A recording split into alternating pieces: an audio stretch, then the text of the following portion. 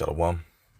First and foremost, I want to begin by giving all praise, honor, and glory to Yahweh Ba'ashem Yahushua Ba'Hashem Merkak Wadash. Double honor to the apostles and elders of Great Millstone that tells us truth. Much respect to the Akim out there laboring in his work, and peace and salutations to the hopeful elect that are scattered across the four corners of the earth. To you I say, Shalom. This lesson right here is going to be straight and to the point. Lord willing to be edifying to the flock. All right. So pretty much, I want to speak about idols, as me and the bro was speaking about yesterday at camp, today being September 17th, 2023. And we was going into the things that we see being temporal, but he that doeth the will of Yahweh Ba'ashem Shai abideth forever, man, So the things that's currently going on in your life, whatever it may be, at some days going to go up in smoke. There's not going to be any remembrance of your works here that's not geared towards Yahweh Ba'ashem Shai. You see?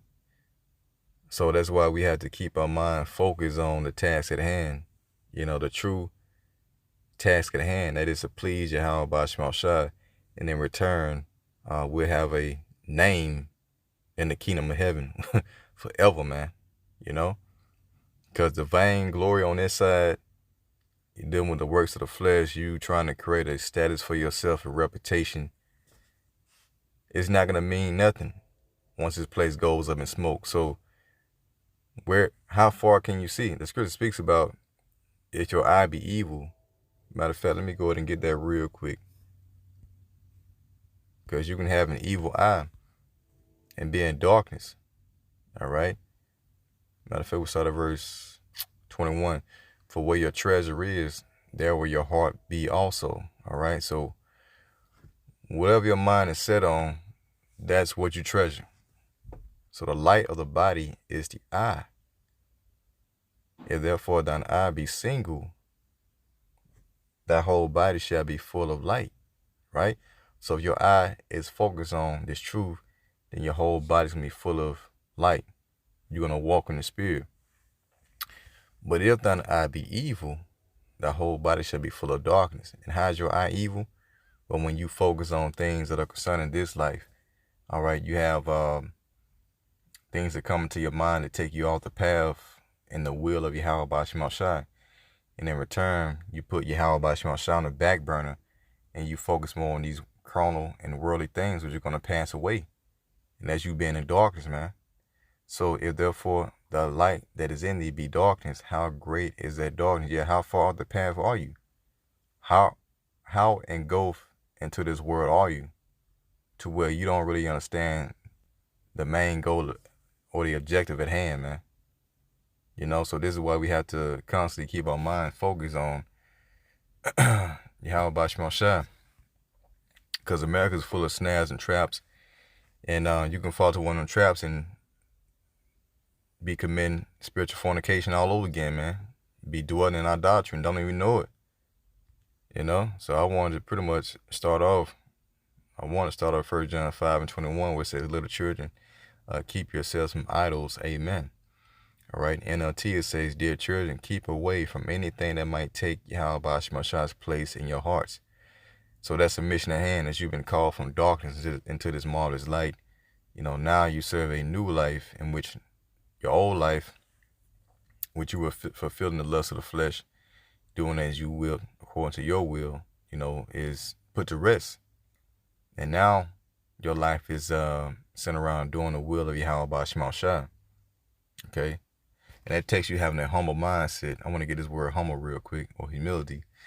The humility definition, it says a modest or low view of one's own importance. See? Humbleness. That's what humbleness truly is. Having a low view of one's own importance. You're not seeking preeminence. You're not seeking vainglory. You're not trying to have a reputation for yourself, just like Yahweh Shai didn't seek for a reputation.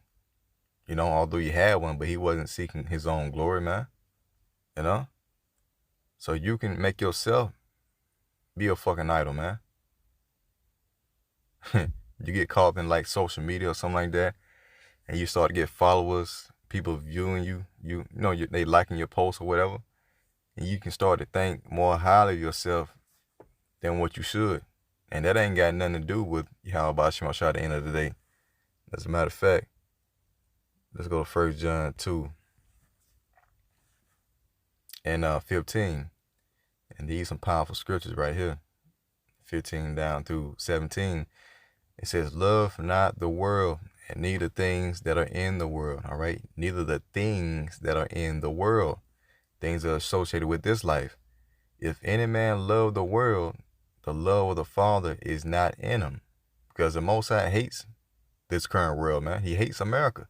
That's why everything is going to go up into smoke, right? Lord's going to destroy everything within America but the souls of the elect who will be translated into new bodies.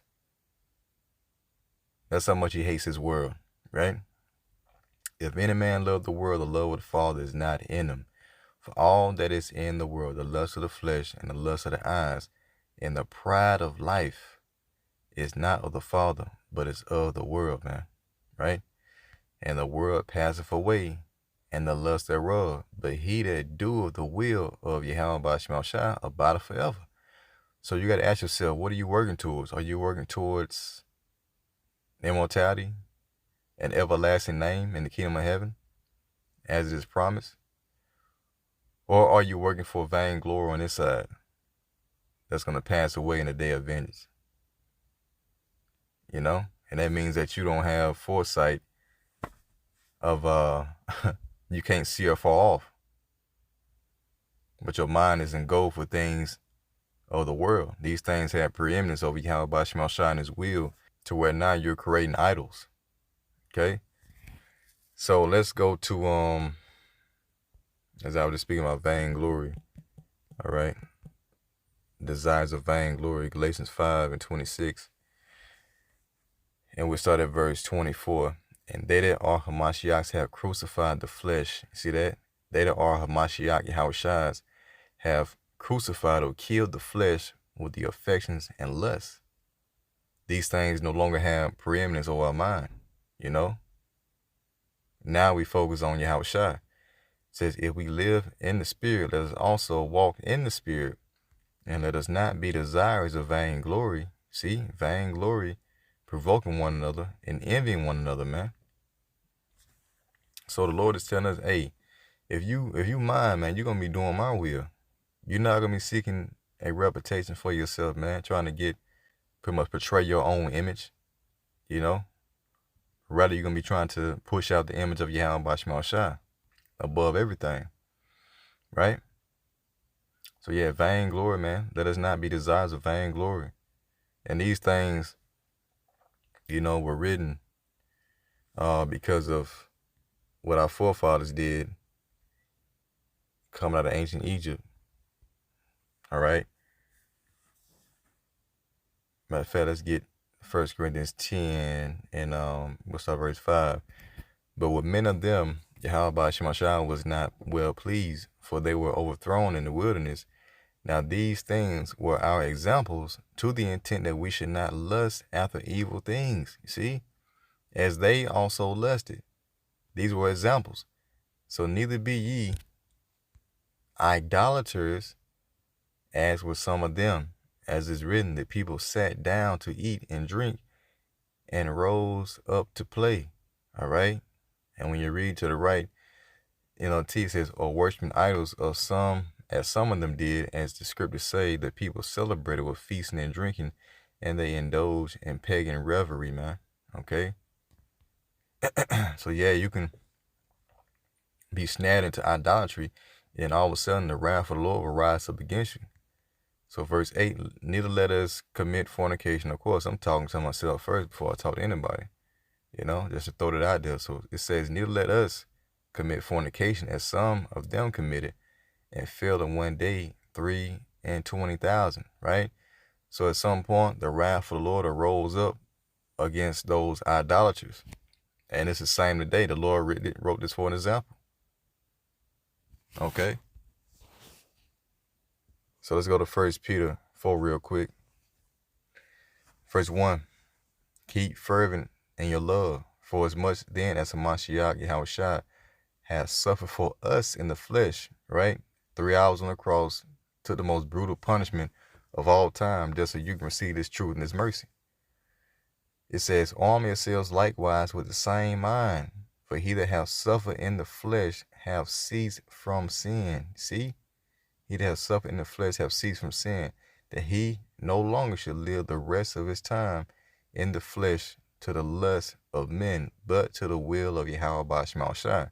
Because in our past life, we were given over to do all those things, to be rebellious, to do as we will.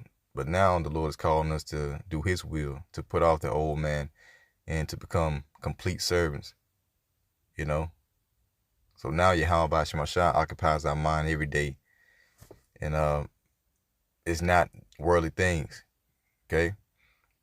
Verse 3, for the time past of our life may suffice us to have wrought the will of the Gentiles, when we walked in lasciviousness and lust, in excess of wine and revelings, banquetings, and abominable idolatries, right? So these things were associated with idolatry, wherein they think it strange that you run out with them to the same excess of ride, speaking evil of you. So being called out of the world, we don't, of course, brothers they still go out, and might hit a bar or something and have a drink. But as far as like all that crazy shit that we used to do, man, all those wild ass parties, nah, man, So yeah, now they think it's strange that you don't run with them to the same excess of ride, speaking evil of you, man. Who should give account to him that is ready to judge the quick and the dead? All right. So yeah, it's going to be a point in time which Yahweh is going to rise up against all the evildoers, the idolaters, and they're going to be dealt with, So we don't want to be found in that light of having a stain and a blot on our garment because we were dwelling in idolatry. And again, you can create an idol, should I say, out of yourself, man. So I just want to go there real quick. So Lord willing, you were edified. Until next time, I say shalom.